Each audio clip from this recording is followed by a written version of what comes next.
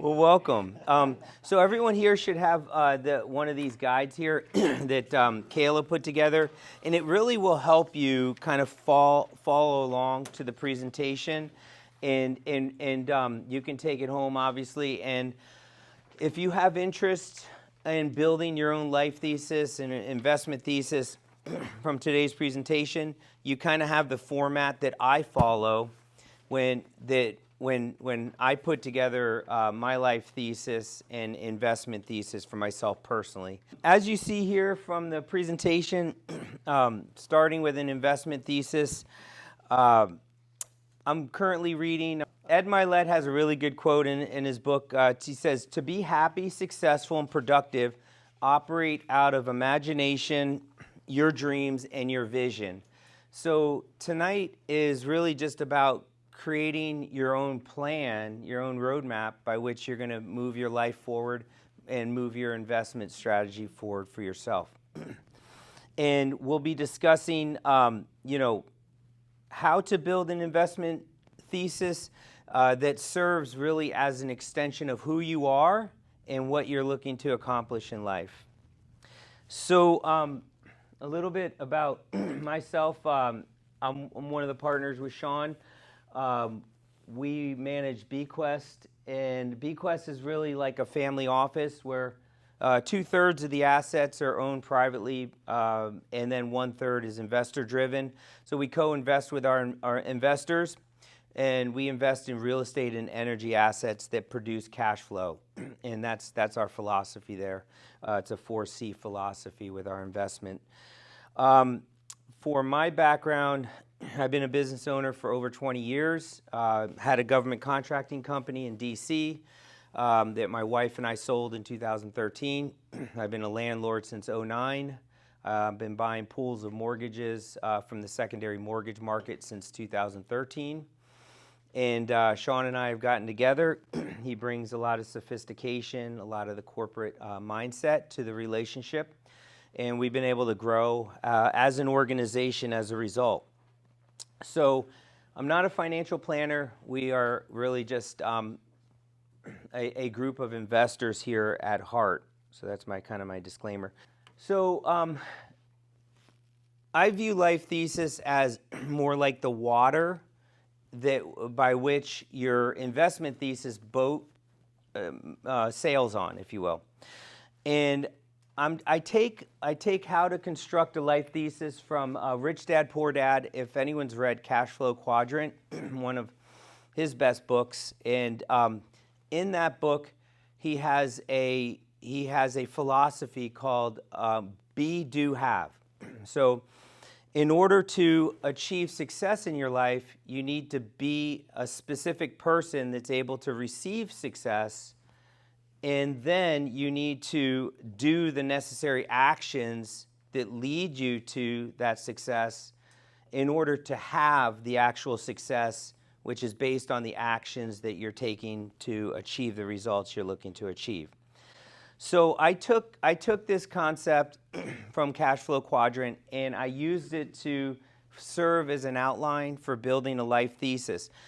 Now, a life thesis is incredibly I believe it's important to do before you do your investment thesis, because this is going to really kind of bring out the essence of who you are and what you're looking to achieve in life. And then your investment is just going to be like an extension of that.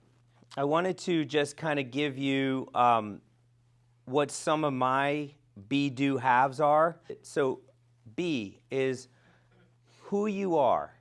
And for me, I'll put lead with a servant's heart, faithful to God, family, and self, and someone that delivers results to those that depend on me. For do is what you do, so the actions that you take that lead you towards the results. And for that, I say be in top shape physically, mentally, spiritually, and emotionally. Treat God, family, and self with love and kindness. And then I meet goals as it relates to family and investing in business. And for have is what you have. Now, many people in life, especially from an investment mindset, they think of what they want to have as an investment. Oh, I want to have this stock in my portfolio. I want to have this number of rental properties. I want. But the real focus should be on the type of person you need to become and the actions you need to take as it relates to being that type of person. And the have is the report card. It's the end result of doing everything you need to do to achieve the goals that you want to set for yourself. So for me, what I have, a happy and healthy family, strong spiritual leadership, healthy and sound business, and a prudent investment thesis. Now, starting your investment thesis, if you look up investment thesis online, you will find a very generic definition. It'll say like a set of principles that guide you on a decision-making process so you're able to evaluate investments that you want to acquire. To me, that's it's a very cold and removed type definition. And how I think of an investment thesis is I think of it as an extension of what I want to accomplish in life, of the value I want to deliver to the world, and how I want to leave what I want to leave to my children as a legacy play. So I think of it more, I think in a more comprehensive way. And so in order to do that, like any business or anything you take serious in life, you want to start with a vision and mission statement. Now, a vision statement would be defined as a forward-looking declaration describing what you're looking to achieve in the long term. This is my vision statement.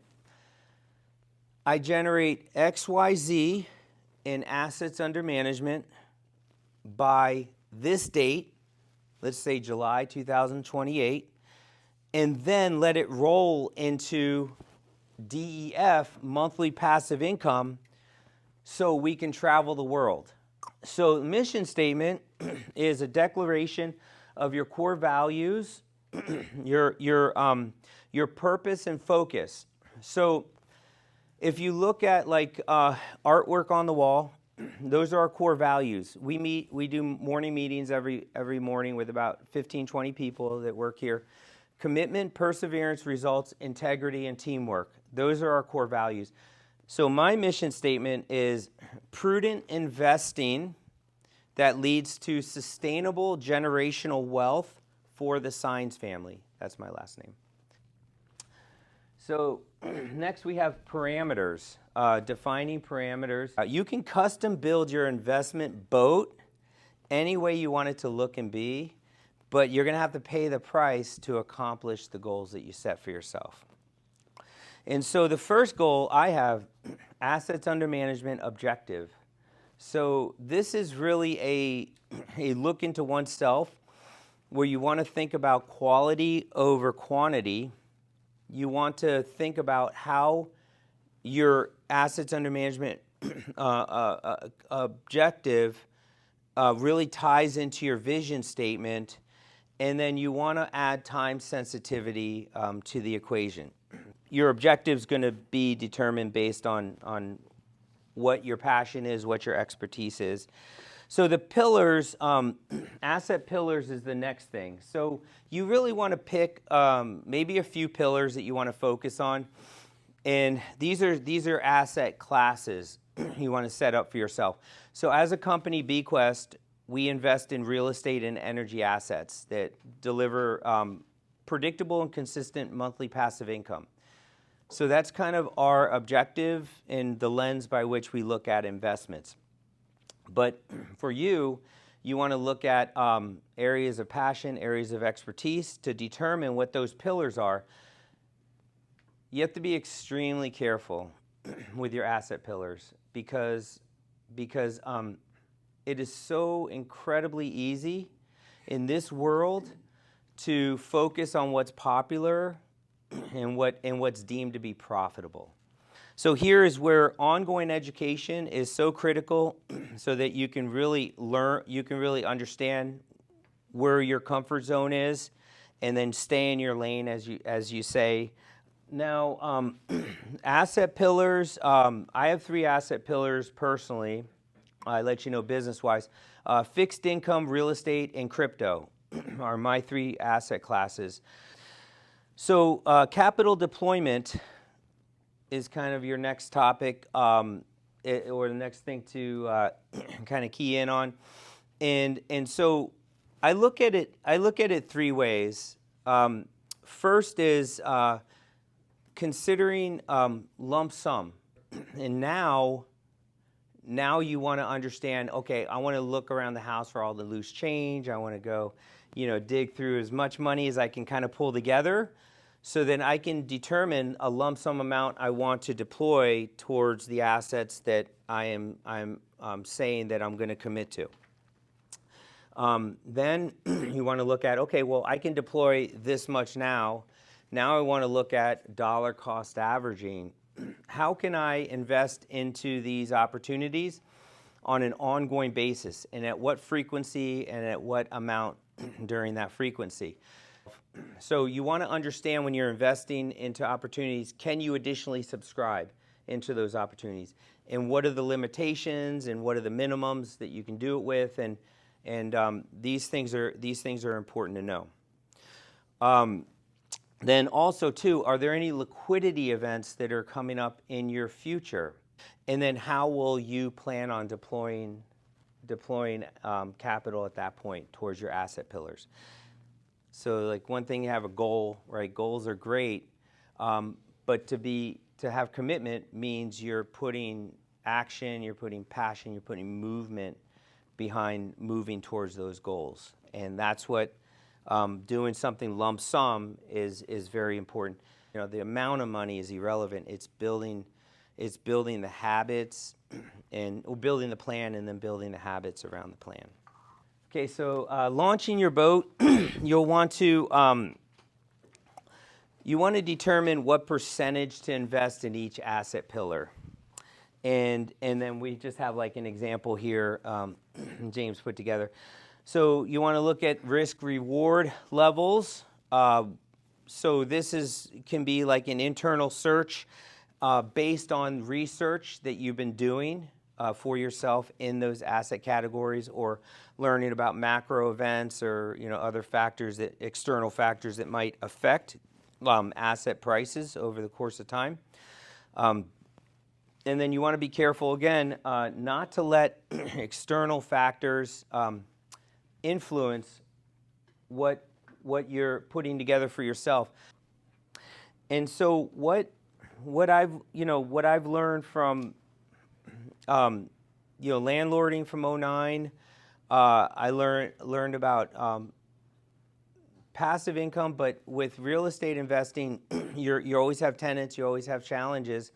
So when I got into mortgage notes in 2013, I learned that you can be in real estate through mortgages and receive monthly passive income with significantly less headache than owning the actual property. And the mortgage is collateralized by the property, so you still have that assurance behind you. So again, that's kind of a growth move that I feel like I made personally, and as just kind of an example. Asset management is the next approach, next component of your investment thesis. For asset management, I always start with education and research. So you should really have a plan. It doesn't need to be a novel, but just you should have a plan in terms of how you're going to engage with ongoing education over the course of the year. Then there's very specific conferences that will help us grow within the industry that we're focused on. And so we want to make sure we're at those conferences. And then certain podcasts, there's podcasts that are just entertainment, and there's podcasts that actually feed your mind and soul. And then online courses and Udemy and networking events like this are also good too for education and research. So due diligence is the next thing. So you really need to have a due diligence plan for vetting assets that you are looking to acquire within your asset pillars. So let's say that in our case, we talked about fixed income. I mentioned note funds, I mentioned real estate funds. Well, when you're doing that, you're dealing with a lot of operators. So you need to learn how to perform background checks on the operators. You need to understand, research their teams and their levels of expertise. You need to know if the operators have skin in the game, look at their financial statements, review the subscription documents, have an attorney review the subscription documents. And last but not least, you may do everything and know the operator, who might be your mom, is like rock star solid, but she doesn't have a clue about the asset that she's about to acquire. So you want to have an understanding through your ongoing education what the asset is that's being managed by the operator. So can you trust the operator? Can you trust the asset? And those are two things you want to understand. Real estate, same thing. You might want some more, like note funds, other income funds. They're more spread out, more diverse. So it doesn't matter if the mortgage is in Idaho or Florida or Texas. As long as it's vetted properly, it's a good paying asset. But with real estate, it can be more location specific. So for us, like we're making an acquisition here coming up, an office building in downtown Sarasota. So it kind of meets our criteria for what we're looking to do. We'll be able to manage it and be able to reside in it. So from 2013 to after my wife and I sold our company, from 2013 to 2017, I worked by myself out of a Starbucks in Northern Virginia. And I literally would, it would be winter and it'd be freezing, snowing, and then a homeowner would call, and I know they wanted to make a deal with me, start making payments again. So go out in the cold and talk to them, or go in my truck, so I built a checklist of all the points I wanted to cover during due diligence, and it was just me, myself, and I. I did the sourcing, due diligence, asset management myself, so I can speak to that for 4 years. But that works at a certain level. Then when you grow out of that at some point. But a checklist, just a checklist where you literally check off each due diligence item as you run through it. What's interesting with like mortgages is you have a homeowner that's making sure that you're going to get paid every month, and then you have the property, which is the collateral, which is but think about like what we just talked about, where we're talking about due diligence on an operator as it relates to a private fund. So you want to look at the operator, and you want to look at the underlying collateral, the asset that's being purchased by and managed by the operator. Same thing with a mortgage. Like a mortgage, it's its own business because it has a homeowner, which is like the operator, and it has the property like the collateral. So there's a lot of similarities kind of when you kind of look at things. Crypto is its own animal. I've only been investing past 2.5 years, mainly into Bitcoin. But I know you have to look at, if you're doing anything outside Bitcoin, the white papers, the websites, the leadership team, and tokenomics and things like that. I don't get too much into the rabbit hole that way. I'm a student of Bitcoin and kind of lay most of my hat there as it relates to crypto. And then asset management, I covered a topic, living financial statement, at a prior meetup event where I created a template that I've been using for 15 years, by which it breaks up your active income and your passive income, allows you to set goals for monthly passive income, and gives you kind of tips like where you should only take out liabilities if it relates to buying, purchasing an asset that produces income, and making sure that income covers the expenses, things like that. But managing a living financial statement, which is like a personal financial statement, but maintaining that on a monthly basis, not just when you want to refinance your house. I mean, but literally monthly, and then meeting with your spouse or your dog or whomever on that to just review where you're at, and you want to just make determinations, right? Like what is working, what's not working, what are some changes that need to be made, what are things you want to add, what are things you want to remove from the equation. This is what I think gets lost a lot with investment thesis, is you need to have a legacy transition. So this is really where it's not enough, and where you have loved ones and you want to pass on what you have asset-wise to your loved one. It's not enough just to have let it go through probate, just not, or do some will on LegalZoom and then just hope that everything's good. The idea with the legacy transition is to start bringing your loved ones, or if it's a charity or whatever the case is that you're doing the legacy play with, bringing them in early into the process. Bring family members in, and I plan to start doing this because my kids are kind of at that age, bringing them to more conferences, listening to podcasts. I've even paid some of the kids for brain gig money, I call it, where they'll watch a Udemy video on a certain topic and then write a report on it. Like, I don't really need to know what it is, but I want them to learn it, but they think they're doing it as it relates to a chore, so so they're kind of learning that way.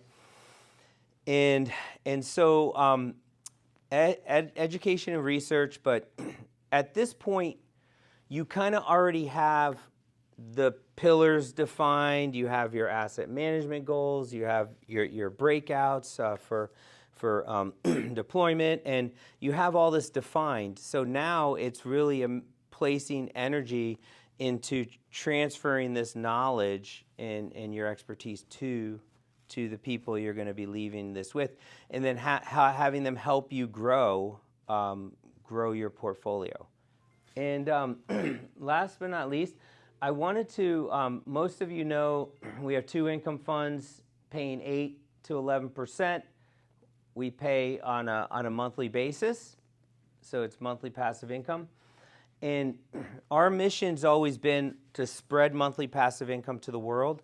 So now we're going to be, we're actually at the final stage launching our non-accredited opportunity fund, which is going to be super cool. And so we're extremely excited about that. That's really in line with our mantra. And Proverbs 13:11, money that comes easily disappears quickly, but money that is gathered little by little will grow.